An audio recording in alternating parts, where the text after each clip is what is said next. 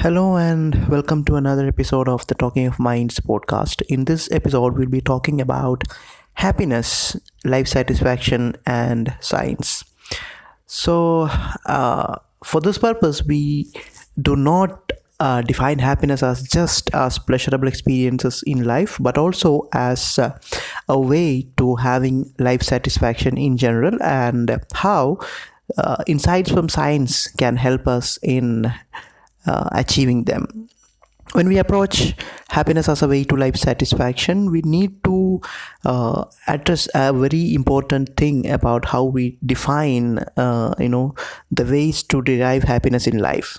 So usually we have this concept of happiness being related to some distant milestones in life, some things that we have to achieve in life, or we have to acquire in life, which will give us happiness for a long term. This can be, a promotion in a job, a better job that we are looking to, a new car that you are going to buy, or a new house, and whatnot, an exam that you are going to pass, a world tour that may happen or never happen.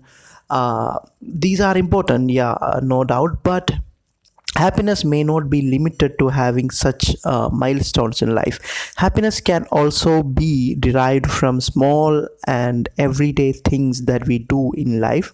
And when we compare these two, these small things in life that we do are much more in number, and they all have a potential to give us happiness. So we'll be looking at how to derive happiness, or what are the things that we do in our daily life to increase our happiness and life satisfaction. Also, another important factor that we have to consider is that the extreme experiences in life, whether they are good experiences or bad experiences, any extreme experience in life may not have a lasting effect of more than a few months, or even at the maximum of an year. If you win a lottery, if you get a fancy car, or you buy a fancy flat, whatever that you consider as an extreme experience of happiness or sadness in life, the extent of that experience need not last long, and you will eventually return to the level of life satisfaction, or the level of well-being that you were in before that experience. And that is also another reason why we have to focus on the small incidents in life, the everyday life in which we have so many chances of finding happiness. Also, when we speak about happiness, we have to be aware of the basic biology of happiness, what constitutes happiness and life satisfaction at a neurological level or a biological level. So we'll have to most of us may know, still we have to brush up what are the basic chemicals behind happiness. So some of the most important chemicals behind happiness are, one is serotonin, which is related to mood, satisfaction, self-confidence, optimism, etc. And serotonin also reduces your anxiety, and it can help you protect you from depression, or help you fight depression if you have a problem of depression. Another important chemical is dopamine, which is related to pleasure and reward seeking behaviors. Dopamine is also related to motivation and goal achievements, and even these goals need not be the bigger goals in life. It can even be small, as you have a daily to-do list for a day, and when you complete each of the tasks in a daily to-do list, or each of those goal achievements can give you a dose of dopamine, which makes you happy. Another set of chemicals is the endorphins, which are natural painkillers. They are also, the endorphins are also connected to activities such as feeding, drinking, having sex, etc.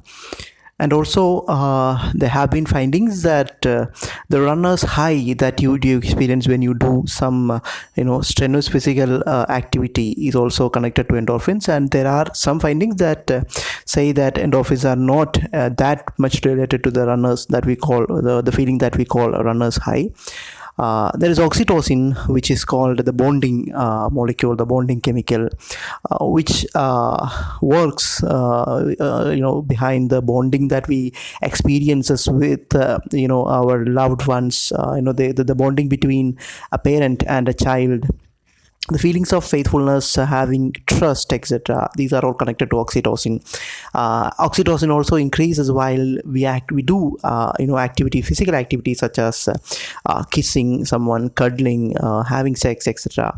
So that's about oxytocin. So these four, serotonin, dopamine, endorphins, and oxytocin, are the most important chemicals that work behind the feelings of different kind of feelings that constitute happiness. There are many other chemicals about which studies are going on. We are getting new insights every day about all these chemicals. An important chemical group is endocannabinoids, which have a very important role related to moods, emotions, motivations, and even memory. And they are also connected to pleasure perception and appetite also. And there is GABA, which is connected to better sleep and the feelings of calmness that you sometimes, the serenity, calmness that you sometimes experience. And there are many other chemicals related to the overall feelings of happiness, such as norepinephrine, phenylethylamine, and a lot of other chemicals too. And we should not think that there are only positive sides to all these chemicals. There are flip sides too. For example, we talked about oxytocin, which is the bonding molecule. It has also been seen that oxytocin can also promote the feelings of ethnocentrism and tribalism among people, where you have a big affinity towards people that you consider your own, and negative feelings about people that you consider as an out group of yours. So that's how these chemicals work in our system. And there are various ways of doing things, looking at things, in which or through which we can increase the incidence of these chemicals in our system, and that can give us better life satisfaction and happiness. And in the following session, we will be talking about such activities, or the way we can design activities in our daily life. One important thing that we can do about our life, or the way we orient our life, is it's about the way we spend money in life, or the way we spend our earnings, or the way we give importance to things in life. So the focus should be on having good experiences more than on having or acquiring things or buying things. So that's kind of a philosophical thing, but also has a lot of science behind it. Why you should consider spending more money on experiences than on things. The problem with acquiring things is that the happiness that come with acquiring things can fade very quickly, and because we get used to whatever we have as a new possession, just like the way we felt so happy with a new toy in our childhood, and how the happiness or the excitement of a new toy just faded away within days. This happens, and this is very natural to us. Also, with things, we always keep raising the bar. We compare our possessions with the possessions of others, or the things that we can have in the future, and that devalues what we have now, and gives bad feelings rather than happiness. Now, the thing with experience is that an experience becomes a part of our identity, a part of our memories, or good experiences become part of how we define ourselves. And we don't usually compare experiences in the same way that we compare things or possessions. And also, when we anticipate an experience, when we are looking forward to having a good experience, it always gives us an excitement, and it also gives some kind of an enjoyment. While if you're anticipating a possession, or delivery of a new car, or the completion of your new house, all these anticipations of possessions or things, in fact, gives us impatience, and that's not a good feeling to have in the long run. And with good experiences, we can consider good experiences as some kind of a deposit from which we can derive interest periodically whenever we want to. And how we do that, we can relive all the good experiences later in life. And each time when you relive, or when you recollect a good experiences, you are actually enjoying the same feeling again and again. And you can there is no limit to that, how you can do that. You can always use photos, memories. You can talk to people. You can talk to people who were involved with us in those experiences. We can explain to people who are not part of these experiences. All these actually gives us a good feeling that was actually connected to the original good experience. And this can in fact improve your happiness, your satisfaction levels with your life. Another thing that can give us happiness is the experiences of what is called mindfulness. Mindfulness is a concept of being aware of the present, being in the present moment. And mindfulness is related to so many meditation practices, relaxation exercises, and even therapies. So mindfulness is something that we can learn. And even though it's not a magic pill for solving all your problems, some people market mindfulness as such. But mindfulness has been shown to be able to increase your endorphin levels and serotonin levels, and that can definitely make you more happy. Now, working to make life better for others, or making others happy in various ways, can be a very a booster for your happiness, your own happiness. In fact, an act of kindness is said to create a positive feedback loop, where you feel good about yourself, and you are motivated to do more good for others. When a person receives kindness from another person, they also experience all these good feelings, and that motivates them to do good for others. And that's how can kindness, or good acts, can create a chain reaction of kindness and happiness. And this is something that Keralites may have seen with their experience in during the recent disasters. Volunteering has been shown to increase dopamine levels in the bloodstream, and that's another way of deriving happiness. So finding time for various things that we consider social work, or whatever we do to make life better for others, can make you a better and a happy person. The importance of physical activity or exercise in making us happy has not been discussed well enough in our literature, or in the discussions of what happiness. Physical activity or exercise is mostly discussed as a way to improve your health and your well-being. But apart from making you a more healthy person, physical exercise or activity can make you a more happy person also, because physical activities releases endorphins, serotonin, dopamine, testosterone, all these into the bloodstream, and these can give you happiness in the long term as also in the short term. There is another experience which has been called flow in the positive psychology literature. And now, flow is an experience where you have a suspended sense of self. Your sense of self is suspended temporarily. You temporarily lose the sense of time as well. So you are completely immersed or engaged in whatever you are doing. So in so many activities give people a flow experience. Like some chess players experience that. You can experience flow when you are when you are reading a book, when you are when you are completely immersed in some kind of music.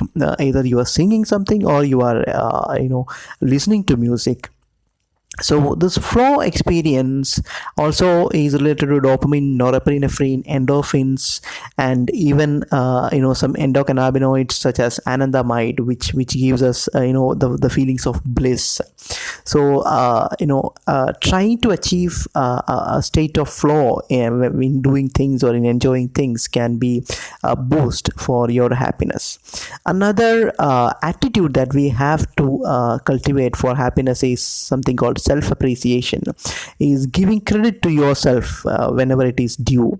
And self appreciation is related to the working of serotonin and dopamine in the bloodstream.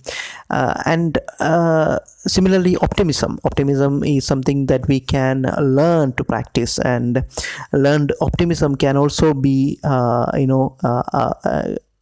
can also help you cope with stresses of life. It can improve your overall health as well, and you can practice optimism even in at the face of the worst situations around us. It just takes some amount of practice and a positive mindset for that. Another important thing that we can practice in daily life is novelty in things that we do. And the importance of novelty lies in the fact that any kind of repetition or familiarity breeds some kind of boredom for the brain, and practicing novelty in everyday life, in whatever things that we do in our daily life, can make us happy both in the long term and also to some extent in the short term.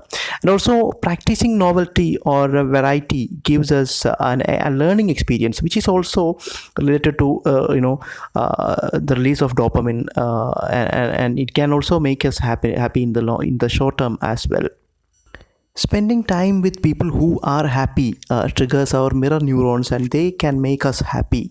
And it is always important to try and get us among people who are able to feel happiness, people who are able to look at life with a positive lens, and which can make us happy as well. And it is always good to have periods in life where you can reduce the pace, the overall speed of your life. And this reducing the pace of life can be very helpful for people, especially for those who are normally in a hectic lifestyle.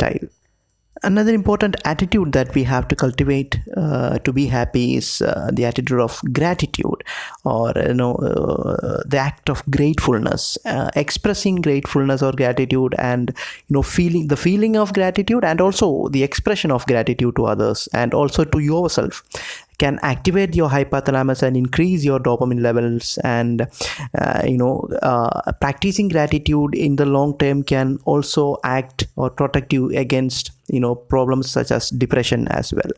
And there are other things that usually we overlook, such as a good and a balanced diet, having sleep hygiene in your life. All these things can in the long term make us happy in various ways.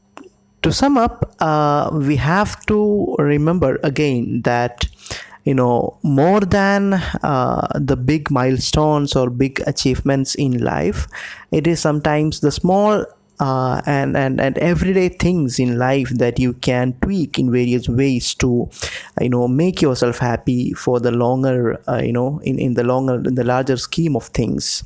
So that's it in this episode about happiness and life satisfaction. Thank you.